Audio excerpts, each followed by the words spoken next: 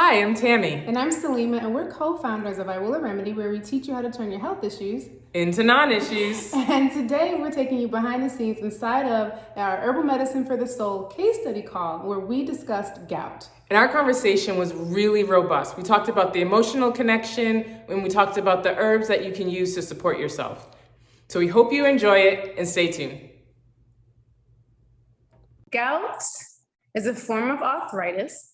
In gout, monosodium urate crystals deposit into joints, bones, soft tissue, causing inflammation, and in organs. It can depend on where this inflammation happens. Most commonly, though, the joints, causing inflammation, extreme pain, and making the joints red, hot, extremely tender to touch, and swollen. When this happens, it's called a gouty flare or a gouty attack. The underlying cause of gout is hyperuricemia, too much uric acid or urate in the blood. When uric acid is abnormally high, it accumulates in the blood and tissues, then results in the formation of sharp, needle-like crystals in areas with slower blood flow or lowered body temperature, like the joints, commonly the big toe. Uric acid is likely to crystallize at lower temperatures, which can explain the big toe as a common site for a flare, and also why the onset of most flares occurs at night, if that's your sleep rhythm, like when your bedtime routine is approaching. The characteristic pain and inflammation of gout develop when white blood cells and cells in the joint linings attempt to surround and digest the urate crystals that have shed from deposits to the fluid that lubricates the joints. This is found in the synovial fluids in the joints, mostly. These cells recognize the crystals as foreign material and then release chemical signals that contribute to the pain, swelling, redness associated with the gout flare. So y'all get that? So this is like, the urates are already, the crystals are causing inflammation and pain, and now you have inflammatory markers that are coming to the site, rapidly and increasing that inflammation and pain. Does that make sense? Okay. Repeated gouty attacks can damage the joints, cause deformity, limit joint motion, cause kidney stone formation, obstruction and or infection, and lead to the development of trophy. Those are permanent deposits of the urate crystals. These are usually firm, yellow, or white papules or nodules that can develop in various locations, most commonly the fingers, hands, feet, and around the Achilles tendon. Uric acid, it's not fundamentally a harmful substance. It's created when the body breaks down purines. That's a component of your DNA and RNA, and it's also a byproduct of purine-rich foods. Most uric acid dissolves in the blood, passes through the kidneys, and leaves the body in urine. Not everyone with hyperuricemia develops gout. A combination of decreased renal kidney function, gastrointestinal excretion, increased uric acid production, and high purine intake increase the likelihood that gout will develop. Elevated levels of uric acid in the blood can be an indicator of poor kidney function. Chronic kidney disease, diabetes, hypertension, chemotherapy, or radiation treatment, as well as some medications, even low-dose aspirin, can increase the levels of uric acid and therefore increase the risk of gout. One can also have a genetic predisposition to the overproduction of uric acid. Conventional treatment includes drug therapy. Yeah, we're getting some gnarly pictures. Lifestyle modifications or other tactics for reducing the recurrence of flare-ups. The goal of the therapy is prompt and safe termination of pain and disability. Without therapy, the gout flare usually resolves itself within a few days to several weeks, particularly in its early stage. There are 4 stages of it. I forgot to include that. However, symptoms improve more quickly with the administration of any kind of broad array of anti-inflammatory drugs. Treatment should start as soon as possible after the person perceives the beginning of a flare, preferably within several hours. Sometimes this wakes people up. People, like in the middle of the night, they'll start to feel their big toe like burning and feeling like the weight of sheets is like too heavy. So the quicker we respond, the better. More rapid and complete resolution of symptoms occur the earlier the treatment is introduced, especially if treatment is initiated at the full recommended dose. This is of the anti-inflammatory drugs. Treatment should be considered for the duration of the flare, usually at reduced doses once a significant reduction in symptoms is achieved. Some questions that I had, we'll see if Denise is able to join us today, were that I read in the literature that gout flares can happen course, when urate levels suddenly increase, but also when they suddenly decrease. And I thought that was interesting and didn't understand why. And then some drug diuretics increase the levels of uric acid. So I wanted some clarification on that too. So you just heard an overview of the condition, and up next you're going to hear a student's loved one's experience of the condition. This is something that we do on all calls, where if we're having a case study, we talk about what the condition is, and then we talk about what's the real life experience of it. Yeah, and it comes and goes. It's definitely, you know, like when you're reading, it's nothing consistent. I actually was looking through like the medical herbalism book when I was there visiting over Christmas, because he had another flare up, and so reading more about it and what could help and things like that. For him, it's the big toe, it flares up. It usually only lasts a day. Like, it's not super long, but he always noticed in his big foot, his big toe on his right foot, always. So our conversations usually get pretty lively, especially when we start discussing the emotional connection to whatever condition we're doing a deep dive on. Gout had a lot of emotional connection to just resistance and stubbornness. It's a Taurus issue. And so up next, you're going to hear us talk about how we convince ourselves to tolerate pain and how we get used to our negative emotions. I think sometimes if someone said out loud, which most people never would, I like feeling like crap, then you would say that is ridiculous, right? Like, who would say, oh yeah, I like being in pain. I like feeling like crap. But what we generally say is, oh, it's not that bad. Right. Or, oh, it's not as often as it once was. Right? They won't bring themselves all the way to that. And I've been guilty of that myself, of saying like, no, I feel like crap. Even if I felt like this one day a month, that's too much, when I know that there's a way for me not to feel like that. Right. So it's almost like you're choosing to say, well, it's not that bad to feel bad, right? Instead of saying, oh, I'm gonna feel great, and I'm gonna do these things. And I know I'm gonna feel great because it's already happened for me before. I think I noticed once I learned about the human design and being a projector, one of the things was bitterness. And I started to, watch my reactions and my responses to things. And I just started to notice, like, I didn't consciously want to rather feel bitter, but I realized that I was more comfortable feeling bitter all the time. Right. You know what I mean? And that was more because it's what I'm used to. I've developed an adaptation, like I've adapted, and I can be in control when I'm in bitterness because I know that.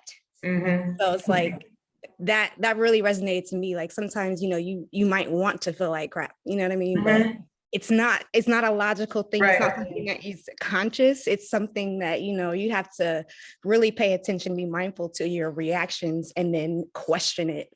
You know what I mean? And then just kind of take that time to sit with it and be like, okay, is this who I am, or is this an adaptation? Exactly. We have that conversation all the time. When it's not your default, or when your default isn't serving you any longer, right? Like this maybe came about as some sort of protection or a reaction to something, but it was for that one specific moment, right? But if you held on to it, or you kept it, and it's going through your whole life. And then, I think I don't remember where we were having this conversation, but as you were saying, now you have to ask, is this mine? Or is it somebody else's? Because if it's somebody else's, I want to give it back. And if it's mine, then I want to decide, right? Do I want to keep it? Is this a piece of me that I like? Does it continue to serve? Or do I want to get rid of it? And then that's where the work comes in, right? When you decide you want to change, because it's not your default. And so you might not like to be bitter, but it's easy for you to reach for it. And then you have to be like, how do I stop reaching for the bitterness, Yep. Because each time I reached out for the bitterness, that's when I was really inviting it to happen again. Yeah. And get into that pattern. Yeah. Right. Yeah. It's that moment. There's like this, I don't know if it's like this for everyone, but it's for me. There's this maybe like 2 seconds that you can see like, oh, this is going to happen. Something I said I didn't want to do anymore. And here's the moment. And in that very, very, short span of time is when you get to make that decision to say, I'm going to do something else. And generally it's just stop because it's too hard, right? You already have the momentum in one direction. So it's too hard to actually stop yourself. That's like trying to stop a speeding car with your two hands, right? Yeah, you got to prepare for that. Right? But, Yes. but it's easier if you just stop. Whatever you are going to do, just stop. And don't continue the momentum in that direction. You stop, you ask yourself questions, you get all up in here to change everything down here. And then I think it's easier to pivot to make another decision when you've given yourself that pause. Yep. Or find your exit on the cul-de-sac. Or find your exit. There you go. Boom, boom, boom. So one thing we like to illuminate on all of our calls is that pain, illness, and disease are just the body's way of speaking, expressing the tension that's happening internally. So this next clip, we talk about really the value of understanding the emotional connection to someone's pain and how to help them overcome any resistance they hold. After that, you're going to hear what the chakra system and what medical astrology say about gout. You know that it's like diseases, your body speaking to you.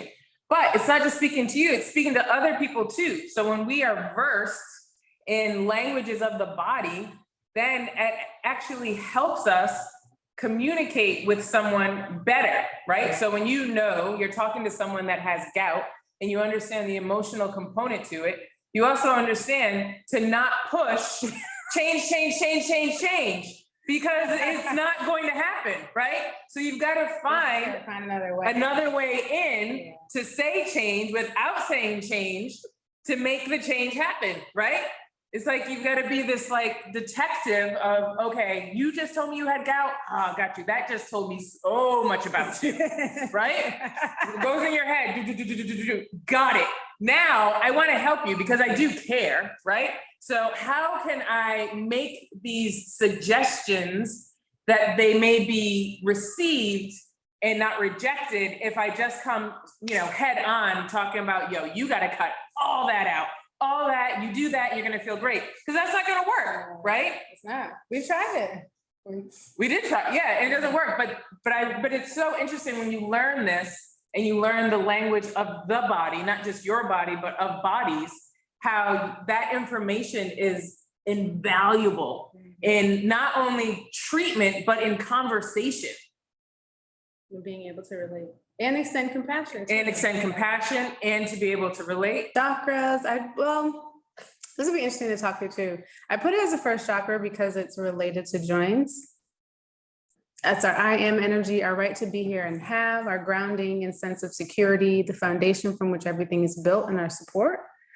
The demon of the first chakra is fear. When it's imbalanced, it's overloaded, feeling responsible for everything, feeling unsupported and insecure in many ways. Financial, nurturing, emotional, one, not feeling equipped to take care of themselves, others, or handle the responsibilities that are placed on them. Mm-hmm. And then for astrology, I wanted to go deeper. I didn't have as much time, but I was surprised when I saw in a book that it was a Taurus ruled condition. I just wanted to pull out the quote. They are prone to chronic conditions later in life due to a tendency to overeating of rich and sweet foods.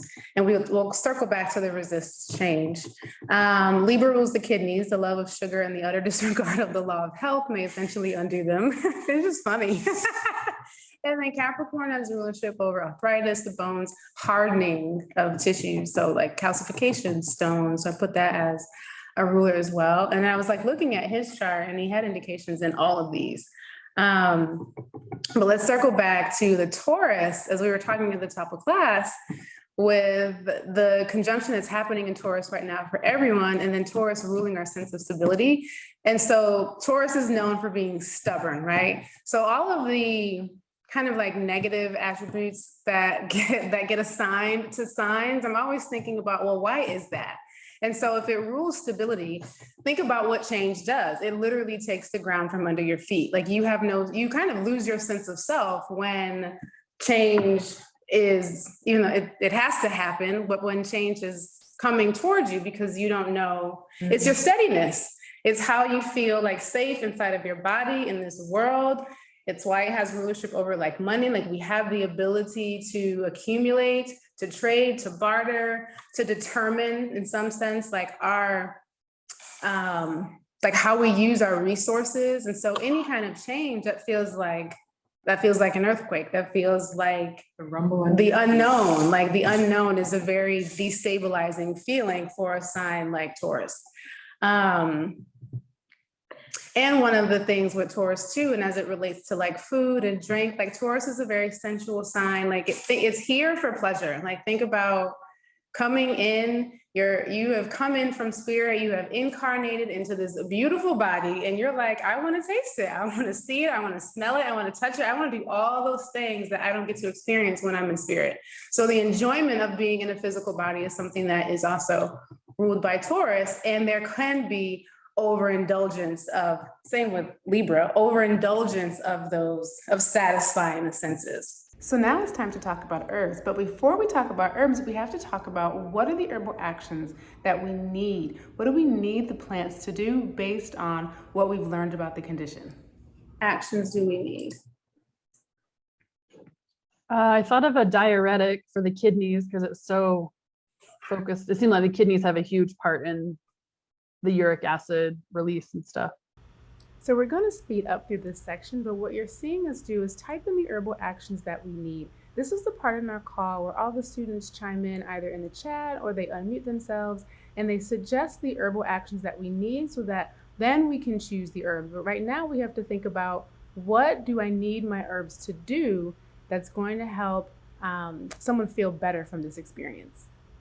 So now that we know what kind of herbal actions we need, we can make recommendations and make suggestions for what type of plants fit the herbal actions that we need and can provide support for giving someone relief for this condition. You always want to start with, what are the herbal actions that I need? What do I need the herbs to do? Then you can think about what plants do that thing. Nettle was a big one that came up. That's diuretic and also super nutritive, like just helps restore the body so much. So that was one that they recommended. I think it was medical herbalism, was like doing daily infusions of it, just getting in your body as much as you can. Mm-hmm. Yep. I was also trying to think of another plant that would help more on the spiritual level of, I guess it's the dandelion and burdock, maybe, like to let it out, like to express yourself. So even like a throat opening. Well, I know, Tammy, you've talked about dandelion and how it helps so much with your throat chakra too. So maybe those two as well for more spiritual, but I guess the bitters for the liver too. So it has a lot of good reasons. So now what you're seeing, again, we're going to speed this up, and you're seeing that we are putting herbs into our case study document, and students are chiming in the chat, they're chiming in and unmuting themselves. And basically we're choosing our herbs based on the herbal actions that we said we needed. Once we have a robust list of herbs, then we start to create a formula. So you're seeing the process here of what it's like to create a formula where you're not just throwing herbs in a pot, crossing your fingers and hoping for the best. So up next, what you're going to see is, as we're going to talk about preparation considerations, because everyone is not going to drink tea. And those are some of the things that you need to keep in the back of your mind as you're developing your protocol and your formulas. But you see, it's the preparation. You know, like you could say, oh, an herbal infusion would be great. But I feel like that whoever this type of person is that has that would be too much. That would be overwhelming in terms of how many steps are required in order for that to happen. But if I say, go and pick up this one tincture and take it X amount of, well, maybe even multiple times a day might be too much, but if you at least get it in your body once a day, with everything that we discussed about this person and the resist to change and the overwhelm and how you have to find a new way in, right? So if you're like, all right, let's start with once a day, right? Whenever you can fit it in, let's just see where that naturally happens to you, yeah? Let's start there. After they have been consistent with that, then let's say, whatever time that is, when do you think you could fit it in again? Right? Let's say if you know you take all these pills or whatever, first thing in the morning, okay, great. Well, if you do that, maybe you can bookend the day, right? So you started with the first blah, blah, blah, blah, blah, and it's always in that, right? If it's always in your bathroom, you take it in the first thing in the morning. And well, you go back in your bathroom at night, presumably brush your teeth again, right? Well, you could take it again, right? So if you kind of tell them, this is how we're gonna like bookend your day, perhaps the overwhelm would be removed. So here are 2 formulas that were developed in class for gout. Anytime someone from class recommends their formula, they always explain why they're choosing these herbs and what the preparation is. So after we talk about our formulas, we round out our case studies by talking about dietary changes and modifications that are supportive to healing this condition. And we also talk about emotional and spiritual practices that one can adopt to help heal this condition. Because if people don't address what's happening internally, then it's unlikely they're going to experience full resolution of what they're going through physically. That is a really great snapshot of how case studies flow inside of Herbal Medicine for the Soul. As you can see, we address mind, body, and spirit. If you would like more details on Herbal Medicine for the Soul, if you're looking for a comprehensive herbal program that teaches you how to heal from the inside out and also prepares you to be an herbal practitioner, then check out our program. We'll put the link to the details below in the caption. Thanks for tuning in. Be sure to like and subscribe.